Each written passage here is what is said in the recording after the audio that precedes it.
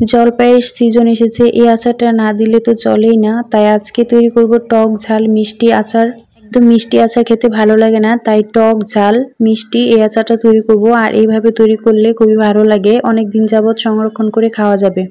আসসালামু আলাইকুম, কেমন আছেন? তো আমি এখানে অনেকগুলো জলপাই নিয়েছি এবং একটু লবণ এবং পানি দিয়ে এগুলো ভালো করে সিদ্ধ করতে বসিয়ে দিয়েছি।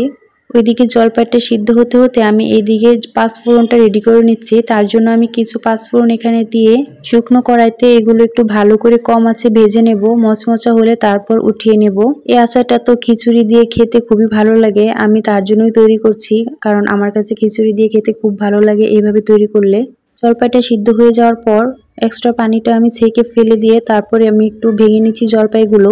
জলপাইটা গরম থাকার কারণে আমি এইভাবে ভেঙে নিচ্ছি, না হলে হাত দিয়ে কষলেই ভেঙে নিতাম। আর যেহেতু অনেক নরম হয়েছে, এভাবে ভেঙে নিলেই হয়ে যাবে। এই তো আমার ভাঙা পায় হয়ে গিয়েছে। এখন আমি পরবর্তী প্রসেসে চলে যাচ্ছি। তার জন্য আমি কড়াইতে কিছু শুকনো মরিচ এবং গোটা পাঁচফোড়ন দিয়ে দিলাম, একটু ভেজে নিচ্ছি। এখন এর মধ্যে আমি পরিমাণ মতো সরিষার তেল দিব। আর আচার যেহেতু সরিষার তেল দিয়ে বানাই, তাই জন্য আমি সরিষার তেল ব্যবহার করলাম। আর এই তো পরিমাণ মতো দিয়ে দিলাম যতটুকু প্রয়োজন। আর দিয়ে দিলাম কিছু তেজপাতা। এখন আমি এগুলো তেলে একটু ভালো করে ভেজে নেব। তারপর এর মধ্যে আমি কিছু গোটা রসুন দিয়ে দিলাম। রসুনের কোয়াগুলো আমি আলাদা করে নিয়ে তারপর এখানে দিয়ে দিয়েছি বেশ কিছু।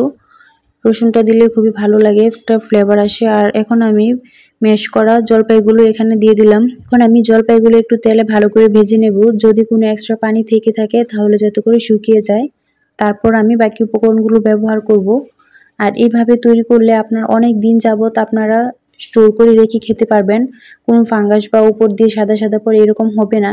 আর আপনারা একটা ট্রিক্স ফলো করতে পারেন, আচারটা দেওয়ার পর হালকা কয়েকদিন রোদে দিয়ে তারপর আপনারা যদি ফ্রিজে রাখেন বা এইভাবে রাখেন, অনেক দিন যাবত থাকবে। আমি তো এভাবেই রাখি।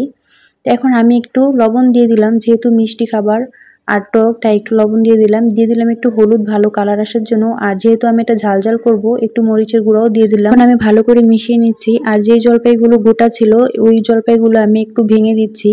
দেখেন একদম এভাবে সবগুলো ভেঙে তারপর আমি অনবরত নেড়ে চেড়ে জলপাইয়ের আচারটা তৈরি করে নিচ্ছি। আমি পরিমাণ মতো চিনি দিয়ে দিলাম, একদম বেশিও দিব না আবার কমও না, যেহেতু আমি এটা টক টক এবং ঝাল ঝাল রাখবো আর হালকা মিষ্টিও রাখবো, তার জন্য আমি এভাবে করলাম। আর একটু টক ঝাল মিষ্টি হলে খিচুড়ি কিংবা ভাত দিয়ে খেতে খুবই ভালো লাগে। তো এতে দেখেন লাস্ট পর্যায়ে এরকম হয়েছে। তারপর আমি কয়েকদিন রোদে দিয়ে তারপর আমি রেখে দেবো, অনেকদিন যাবত খাওয়া যাবে। আর এই তো পাঁচফোড়নটা আমি গুঁড়ো করে নিয়েছি, সাথে দিয়েছি কিছু শুকনো মরিচ। তারপর একসাথে গুঁড়ো করে এখন আচারটাই দিয়ে দিলাম। এখন মিক্স করে নিলে কিছুক্ষণ পরে নামিয়ে নেব। আচারটা আমার তৈরি। আপনারা চাইলে এভাবে করতে পারেন। আর আশা করছি ভালো লাগবে। ভালো লাগলে অবশ্যই লাইক কমেন্ট করে পাশে থাকবেন। আল্লাহ হাফেজ।